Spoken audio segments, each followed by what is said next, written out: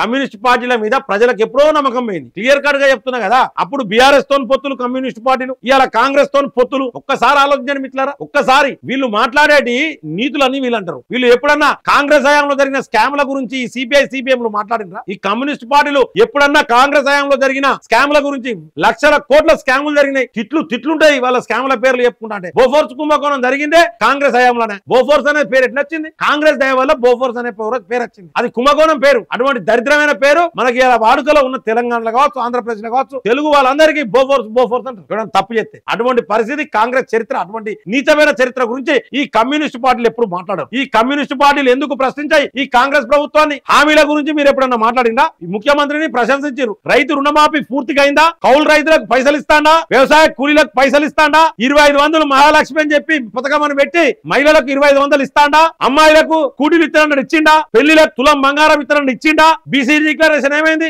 Minority declaration ఏమైంది? Youth declaration ఏమైంది? విద్యార్థులకు ఇస్తానన్న పైసలు ఎక్కడ పోయినాయి? ఈ అన్ని కూడా ఈ సిపిఐ సిపిఎం పార్టీ ప్రశ్నించదు. అలాగే పెద్ద పెద్ద ఛానల్ అని చెప్పుకునే వాళ్ళు కూడా ఆ ఛానళ్లు ప్రశ్నించాయి. పెద్ద పెద్ద పత్రికలు అని చెప్పుకునే వాళ్ళు గవర్నమెంట్ వేసే ఎంగిలి మెతుకుల కోసం, గవర్నమెంట్ ఎంగిలి మెతుకులు అంటే గవర్నమెంట్ ఇచ్చే యాడ్స్ కు ఆశపడి కక్కుర్తిపడి మీరు తినేది రక్తం కూడు. ఈ పేద ప్రజల చెమట మీరు తినేది, అటువంటి ఛానల్ తినేది. ఆ కూడుకు ఆశపడి మీరు అలాంటి వార్తలు రాస్తలేరు. మీరు ప్రజల పక్షాన మీరు వార్తలు రాయండి. మీరు తినేది రక్తం కూడే, అవినీతి సొమ్మే. రోగాల బారిన పడే అవకాశాలు క్లియర్ గా ఈ పెద్ద పెద్ద పత్రికలు ఎవరైతున్నారో, ఎవరెవరైతే ప్రభుత్వం తప్పు చేసిన కళ్ళు మూసుకున్న ప్రతి పత్రికకు సంబంధించిన ప్రతి యజమాని రోగాల బారిన పడతాడు. ఇది నా 100% నాలుక మీద మచ్చల్ని క్లియర్ గా చెప్తాను. ఇది నా శాపం.